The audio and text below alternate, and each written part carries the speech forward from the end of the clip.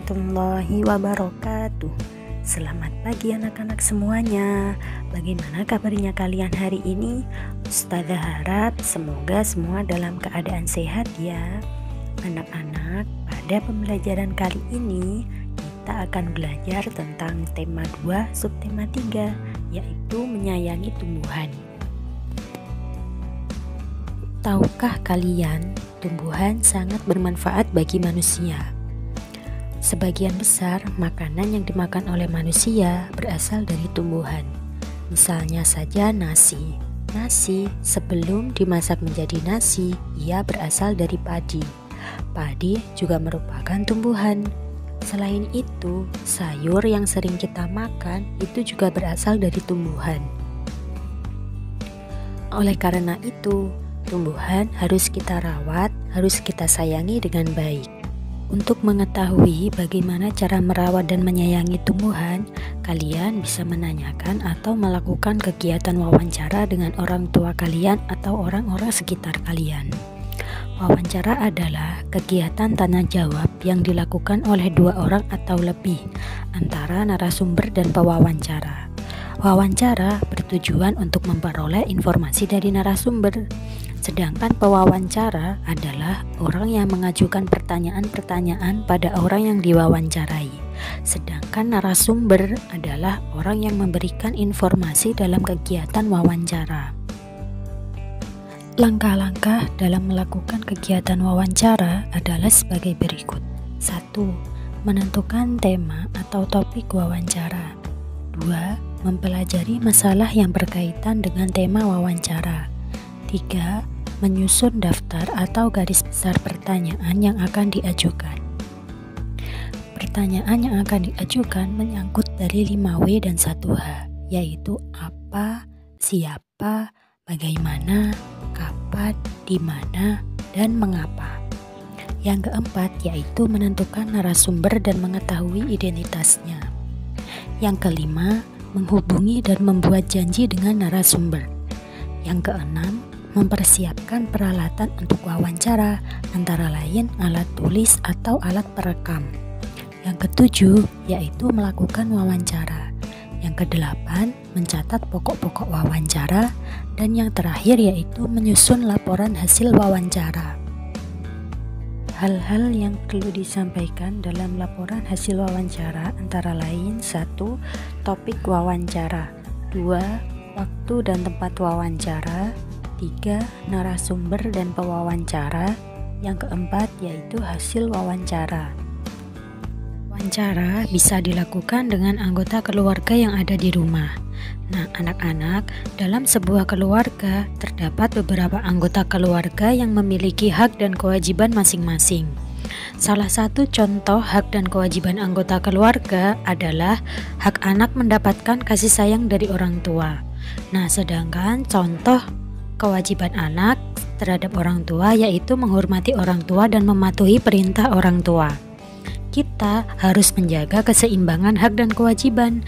Menjaga hak dan kewajiban sesuai dengan pengamalan sila kelima Pancasila, yaitu yang berbunyi keadilan sosial bagi seluruh rakyat Indonesia. Selain memiliki hak dan kewajiban, setiap anggota keluarga juga mempunyai peran masing-masing. Peran seorang ayah. Ayah selain sebagai suami dan istri dari ibu, ayah juga berperan sebagai kepala keluarga. Selain itu, ayah juga berperan mencari nafkah, pendidik, pelindung, dan pemberi rasa aman untuk keluarganya. Yang kedua yaitu peran ibu. Ibu selain sebagai istri dan ibu dari anak-anaknya, ibu juga berperan mengurus rumah tangga serta sebagai pengasuh dan pendidik anak-anaknya. Yang ketiga yaitu peran anak. Anak mempunyai peran sebagai anggota keluarga. Tugas seorang anak antara lain belajar dan menghormati orang tua. Nah, anak-anak, tumbuhan juga bisa kita manfaatkan sebagai motif dalam karya dekoratif. Karya dekoratif adalah kegiatan mengolah suatu permukaan benda agar menjadi lebih indah. Menggambar dekoratif membutuhkan motif hias. Motif dapat kita peroleh dari mencontoh bunga atau hewan. Motif bunga dan hewan banyak dijumpai pada kain batik, songket, tenun, relief candi, dan ukiran wayang. Motif pada hiasan dekoratif biasanya menirukan bentuk objek di alam, seperti tumbuhan dan hewan. Bentuk objek di alam pada motif hiasan dekoratif disederhanakan tanpa mengubah bentuk aslinya. Hiasan dekoratif berisi beberapa pola yang digabung menjadi satu. Bentuk-bentuk lain dapat ditambahkan untuk memperindah motif dekoratif, seperti garis, titik, dan bentuk geometris. Anak-anak, mari kita mengamati. Kalian lihat pada gambar yang ada pada video ini merupakan contoh karya dekoratif yang memiliki motif tumbuhan. Nah, pada gambar itu terlihat bahwa ada beberapa motif tambahan seperti garis, titik, dan bentuk geometris yang lainnya.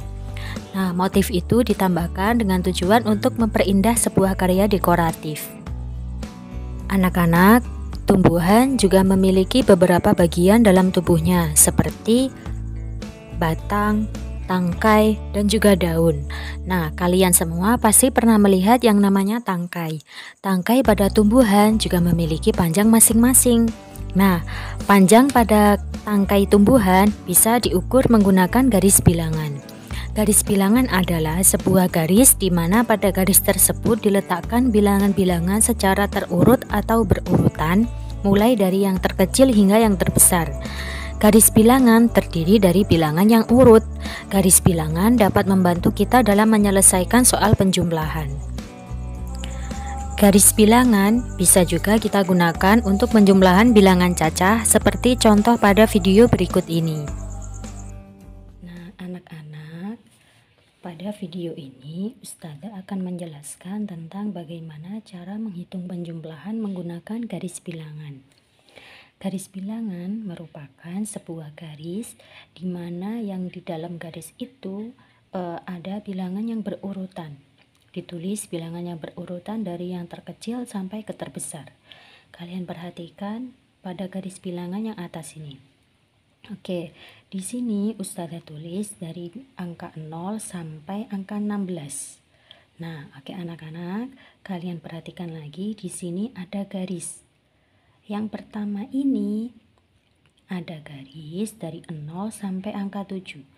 Kita hitung menggunakan satuan yang ada pada garis bilangan ini ya. Oke, dari 0 kita hitung 1, 2, 3, 4, 5, 6, 7. Berarti garis bilangan yang pertama yaitu 7. Kemudian ada garis bilangan yang kedua. Yang atas ini ada garis yang kedua, kita hitung dari angka 7. Kan ini di ujung sini kan mulainya dari angka 7, berarti kita menghitungnya dari angka 7.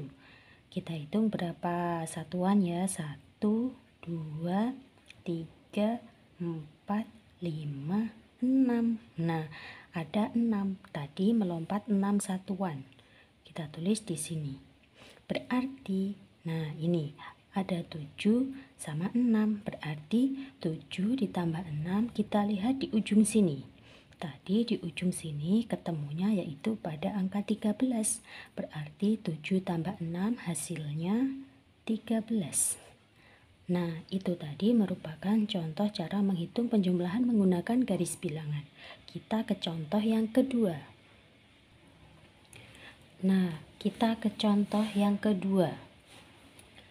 Di sini sudah Ustazah tulis 15 ditambah 6 ditambah 7. Kita hitung 15 ditambah 6 dulu. Oke anak-anak, berarti kita nanti mulai menghitungnya di angka 15 ini ya. Kita hitung dari angka 15 ditambah 6, berarti nanti ada 6 satuan yang kita lewati. Oke, kita hitung 6. 1, 2, 3, 4, 5, 6. Berarti berhentinya di angka 21. Oke, kita beri garis di angka 21. Kemudian 15 ditambah 6 ditambah lagi 7.